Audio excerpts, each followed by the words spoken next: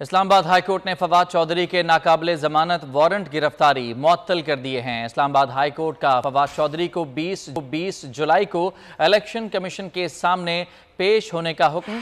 Election commission ने अदम हाजिरी पर फवाद चौधरी के नाकाबिले जमानत वारंट जारी किए थे। मज़ीद बात करेंगे एहतशाम कियानी हमारे साथ मौजूद हैं। एहतशाम, बताइए क्या तफसीलात हैं इस मामले की। कि फवाद चौधरी के खिलाफ तौहीन इलेक्शन कमीशन की कार्रवाई जारी है, जिसमें वो कमीशन के सामने पेश नहीं हो रहे, जिस पर उनके नाकाबिले जमानत वारंट गिरफ्तारी जारी किए गए थे और उन्होंने इस्लामाबाद हाई कोर्ट में चैलेंज किया था।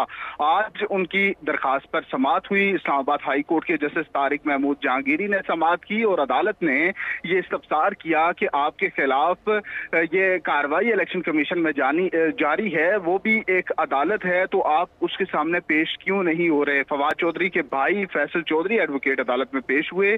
उन्होंने ये कहा कि हम अदालत में पेश होने को तैयार हैं, लेकिन अदालत ने इस पर बरहमी का इजहार किया कि आपको अब तक पेश हो जाना चाहिए था। इस्लामाबाद हाई कोर्ट के चीफ जस्टिस आमिर फारूक ने भी आपको यही रिलीफ दिया था कि बहुत शुक्रिया आपका तफसीलात के लिए।